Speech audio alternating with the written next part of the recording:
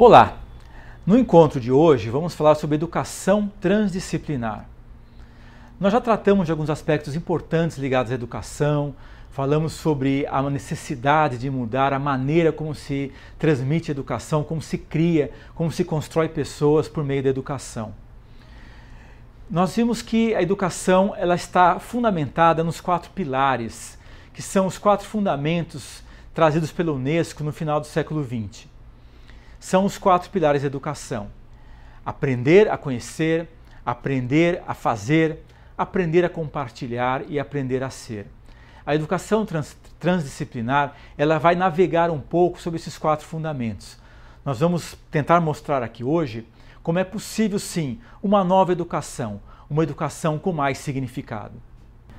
Para ilustrar essa proposta educacional, vamos resgatar um pouco a forma como a educação era feita na Grécia, na época arcaica, na época da paideia, que era um modelo educacional para as crianças da Grécia. Naquele momento, na vida grega, o que era menos importante no início do processo educacional eram as técnicas e as teorias. Isso se deixava para um segundo momento na vida das crianças. O importante era ajudá-los a buscar a sua verdade e a sua virtude, ajudá-los no questionamento das questões essenciais da nossa vida, ajudá-los na eliminação dos vícios que as pessoas traziam de outras vidas, porque os gregos acreditavam nessas outras vidas, e ajudar a criar a virtude na vida das crianças. Então veja só, educação para as crianças na Grécia era algo ligado a questões existenciais, a questões essenciais da vida humana, através de metodologias muito criativas, como, por exemplo, a música, a dança, a mitologia. Eram maneiras que os gregos tinham de transmitir a educação para as suas crianças. Então tudo fazia muito sentido, tudo era muito interconectado. Era uma maneira, de certa forma, que ia além das disciplinas. Então era uma educação transdisciplinar, porque era baseada nos aspectos essenciais, usando metodologias de criatividade. O cognitivo e as técnicas ficavam para o momento posterior na vida das pessoas. Muito diferente do que ocorre hoje.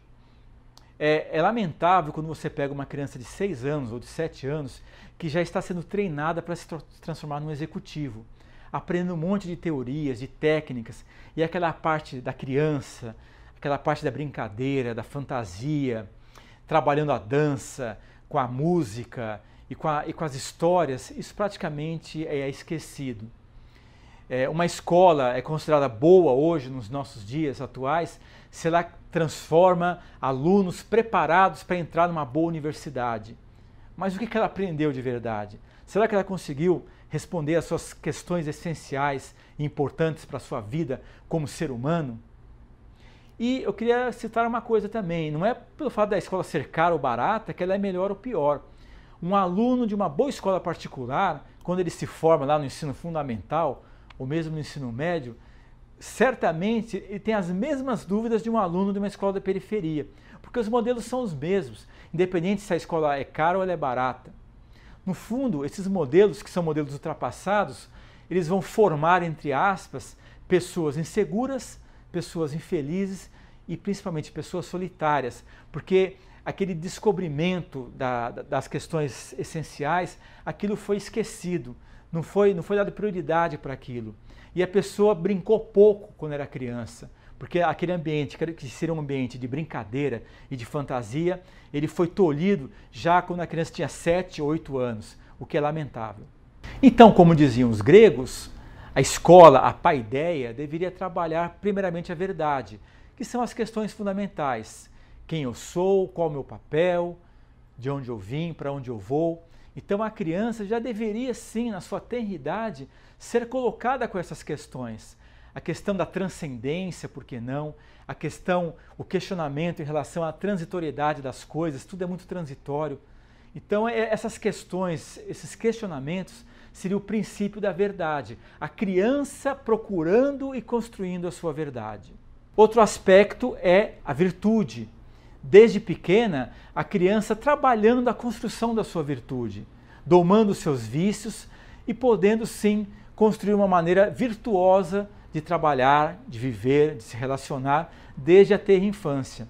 Veja só, veja que diferença entre o modelo tradicional educacional, no qual a criança ela é bombardeada com disciplinas, matérias desconectadas totalmente uma com a outra, em relação ao modelo que vai trabalhar a verdade humana, as virtudes humanas também, com metodologias criativas, no qual as artes, a filosofia, as tradições e a ciência vão trabalhar de forma integrada. Isso é a transdisciplinaridade, algo que não é novo e que nos últimos anos, por meio da Unesco e de outras iniciativas educacionais, tem se buscado trazer isso para o nosso ambiente, para a nossa vida. Dessa forma, a educação transdisciplinar ela terá algumas divisões também, algumas dimensões. Vamos procurar didaticamente explicar como que a educação transdisciplinar ela pode ser transmitida no ambiente educacional. O primeiro aspecto é lembrar que a educação transdisciplinar possui 4 dimensões: artes, filosofia, ciência e tradições. O modelo transdisciplinar de educação deveria levar em conta a necessidade de integrar essas 4 dimensões. Um segundo aspecto importante é que a educação transdisciplinar possui 3 níveis: a ecologia pessoal, que é o ser humano com ele mesmo, por meio de um processo de autoconhecimento, a ecologia social, que é o ser humano com os outros, e a ecologia ambiental, que é ele como um todo. Vejam só a forte ligação com os 4 pilares da Unesco. Realmente as coisas conversam entre si e fazem todo sentido. E finalmente, os 4 saberes que a Unesco trouxe: o aprender a conhecer, o aprender a fazer, o aprender a conviver ou compartilhar e finalmente o aprender a ser. Então, quando a Unesco trouxe os 4 pilares da educação para o século XXI, de forma indireta, ela estava convidando todos nós a viver num ambiente de educação transdisciplinar. Dessa forma, quando falamos em educação transdisciplinar, estamos falando no novo modelo educacional. Não podemos formar mais pequenos seres que vão ser executivos mais para frente, quando forem adultos. Vamos deixar para a vida adulta essa formação e vamos gastar mais tempo, vamos ganhar, na verdade, tempo, trabalhando questões importantes para a vida das crianças. Porque o que importa, o que a educação deve se preocupar é em formar cidadãos, pessoas plenas, pessoas totalmente inseridas na vida da sociedade. E aí os conteúdos educacionais, aquelas disciplinas, ela vai ter o tempo correto para tê-las para si. Isso significa, não é mais uma educação profissional, mas uma educação para formar pessoas. Faz toda a diferença uma coisa em relação à outra. Isso significa, vamos priorizar o aprender a ser. Vamos criar pessoas plenas, pessoas totalmente inseridas na realidade. Isso vai trazer uma diferença enorme nas relações entre países, nas relações entre povos. As pessoas vão se sentir ligadas umas às outras. Então, certamente a humanidade vai mudar. Talvez tenhamos menos conteúdos acumulados, mas hoje com as novas tecnologias, eu não preciso mais guardar dentro da minha cabeça tudo. Eu tenho lá o computador para ter os conhecimentos. O que importa é saber navegar entre eles. E o mais importante é entender o que faz sentido entre um conhecimento e o outro, pensando que tudo deveria convergir para uma vida mais equilibrada para todos. Então é mudar o paradigma mesmo, mudar os patamares educacionais. Isso é algo que se está discutindo muito hoje. Existem algumas escolas que começam a trabalhar dessa forma, mas ainda é algo embrionário.